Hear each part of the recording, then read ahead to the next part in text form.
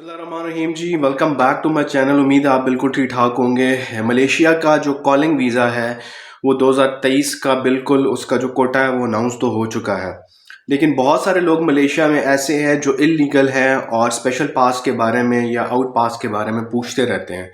आज का व्लॉग उन तमाम लोगों के लिए, और कमेंट सेक्शन में हमें मलेशिया के हवाले से लोग पूछते हैं कि जनाब आउट पास और स्पेशल पास हम किस तरह ले सकते हैं, और मलेशिया में हम जो हैं वो काफ़ी टाइम से इलीगल रह रहे हैं, या आप जो हैं मलेशिया विजिट वीज़े पे गए और विजिट वीज़े के बाद आपको किसी ने गलत पट्टी चढ़ाई और आप इलीगल रहना शुरू हो गए और अब आप परेशान बैठे हैं। और डेली बेसिस पे हमें हज़ारों मैसेज व्हाट्सएप के ऊपर रिसीव होते हैं जिसमें मेजर सवाल ये होता है कि जी हम इलीगल मलेशिया में हैं तो हमें जो है वो कब लीगल किया जाएगा। लेकिन कोई भी जो गवर्नमेंट है उसका जो इमिग्रेशन डिपार्टमेंट है उसको पता होता है कि कितने लोग उसके मुल्क में जो हैं वो इलीगल इमिग्रेंट्स रह रहे हैं। 2020 में अच्छी खासी छांटी की, क्योंकि कोविड का पीक था, अच्छे खासे छापे पड़े और हर छोटे बड़े शहर में छापे पड़े। और उसका अल्टीमेट नुकसान क्या हुआ कि जो मलेशिया में जो लोग इलीगल रह रहे थे उनको अपने मुल्क वापस जाना पड़ा, और फिर उसमें उन्होंने कुछ लोगों को कुछ रिलैक्सेशन दी कि यार आप अपने मुल्क का टिकट कराएं और अपने मुल्क वापस जाएं। 2020 में बहुत सारे इलीगल इमिग्रेंट्स जो थे वो मलेशिया में जो थे वो काफ़ी हद तक अपने मुल्कों को वापस चले गए, जिनमें पाकिस्तान भी शामिल है, भारत भी शामिल है, थाईलैंड भी शामिल है और बहुत सारे ममालिक शामिल हैं जिनके इलीगल इमिग्रेंट्स मलेशिया में रह रहे थे। और आपने तस्वीरें भी देखी होंगी अपने इर्द गिर्द जिसमें इलीगल मलेशियंस जो रह रहे थे मलेशिया में उनको अपने अपने मुल्कों को वापस जाना पड़ा। 2020 के बाद जो ये फिगर थी काफ़ी हद तक नीचे आई, लेकिन कोई भी इमिग्रेशन डिपार्टमेंट किसी भी मुल्क का, चाहे वो मलेशिया है या कोई भी मुल्क है, उसके इमिग्रेशन के लोगों को पता होता है कि उसके मुल्क में कितने इलीगल इमिग्रेंट्स रह रहे हैं।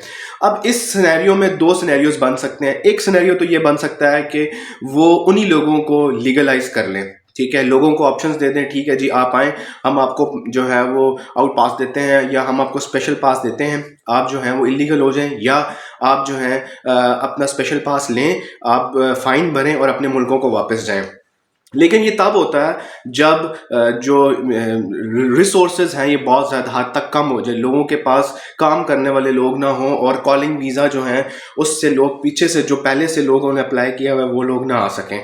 तो इसके ऊपर गवर्नमेंट की ऑप्शंस होती हैं। अभी तक कोई फिंगरप्रिंट्स ओपन होने का चांस नहीं है, कोई भी ऐसा सिनेरियो नहीं है कि जो लोग मलेशिया में इलीगल रह रहे हैं उनका कोई लीगलाइज होने का तरीकाकार होगा, क्योंकि नई गवर्नमेंट आई है, नई गवर्नमेंट अपने रूल से काम करेगी, अपने रूल्स बना रही है। वो अब उन्होंने चंद ही दिन हुए हैं, एक आध महीना ही हुआ है उन्होंने अपनी जो है वो प्रॉपरली जो गवर्नेंस है वो संभाली है। अब आने वाले दिनों में नई अपडेट्स आ जाएंगी, लेकिन अभी तक ऐसी कोई अपडेट नहीं है कि जो ऑलरेडी मलेशिया में इलीगल लोग हैं वो लीगलाइज हो जाएंगे, क्योंकि आपको फ़ाइन लगेगा। और अभी तक यही सुनने में आ रहा है कि आपको फ़ाइन लगेगा, आपका स्पेशल पास निकलेगा और आप चुप करके जो है अपने मुल्क वापस चले जाएं, ताकि ना उनके लिए प्रॉब्लम हो ना आपके लिए प्रॉब्लम हो। क्योंकि 2020 के बाद काफ़ी हद तक इसमें कमी आई थी और बहुत स्पेशल कट लगा था जिसमें बहुत सारे इलीगल इमिग्रेंट्स अपने मुल्कों को वापस चले गए थे। दूसरा जो अहम इशू है जिसको हम थोड़ा सा टेक्निकल इशू भी कह सकते हैं वो ये है कि कुछ वीज़ाज़ जो होते हैं वो डायरेक्ट कंपनी के थ्रू भी आप ले सकते हैं मलेशिया के लिए।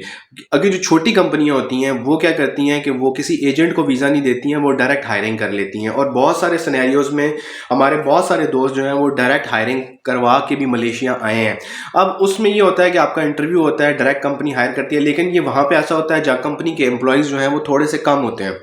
लेकिन अगर आपका कॉलिंग वीज़ा है, आप किसी एजेंट को पैसे नहीं देना चाह रहे, तो आप जान पहचान वाले में कोई ऐसा बंदा ढूंढें जो किसी छोटी कंपनी जिसके एम्प्लॉई 12 से 15 होते हैं, 10, 12, 15 होते हैं, वो कंपनी छोटी होती है, वो डायरेक्ट इनविटेशन कर सकती है, जिसमें आपकी प्लांटेशन भी शामिल है, जिसमें आपकी सर्विस सेक्टर भी शामिल है, जिसमें कंस्ट्रक्शन भी किसी हद तक आ जाती है। मोस्टली सर्विस सेक्टर में इस तरह के वीज़ाज़ होते हैं, तो अगर आपको इस तरह का वीज़ा मिलता है तो आप डेफिनेटली जा सकते हैं। तो मलेशिया के हवाले से आपको कोई भी अपडेट्स हैं आप हमें कमेंट सेक्शन में पूछ सकते हैं, हम आपको कोशिश करेंगे कि आपको एक वीडियो की फॉर्म में उसका सोल्यूशन दें, और ये फ्री ऑफ कॉस्ट है। यहाँ पे मैं एक डिस्क्लेमर देता चलूँ, हम कोई एजेंट नहीं है, हमसे लोग वीज़ा के लिए पूछते हैं, हम बेसिकली हेल्प करते हैं लोगों की और फ्री ऑफ कॉस्ट हेल्प करते हैं, और कोशिश करते हैं कि आपको अथेंटिक और बिल्कुल एक्यूरेट रिपोर्ट दी जाए। इसके बाद इमिग्रेशन अगर कोई तब्दीली करता है तो उसमें हमारा कोई कसूर नहीं है, लेकिन हम कोशिश करेंगे कि आपके लिए बिल्कुल अथेंटिक रिपोर्ट्स लेके आएँ, ताकि बहुत सारे लोग जो मलेशिया जाना चाहते हैं या किसी भी मुल्क जाना चाहते हैं, उनके लिए आसानी पैदा की जाए। आई होप कि हमारा वीलॉग आपको पसंद आया होगा। हमारे पेज को फॉलो कर लें और हमारे चैनल को सब्सक्राइब कर लें, और अगर आप हमारे 1000 सब्सक्राइबर पूरे कर देंगे तो हमें खुशी होगी, हमें अच्छा लगेगा, हमारी मोटिवेशन होगी। तो इंशाल्लाह टारगेट उसके बाद कोशिश है कि इसका बढ़ेगा, क्योंकि हम चाहते हैं हम अपनी कम्युनिटी की हेल्प करते रहें। मिलते हैं जी एक नए व्लॉग के साथ। अपना बहुत ख्याल रखिएगा, दुआ में याद रखिएगा। अल्लाह हाफ़िज़।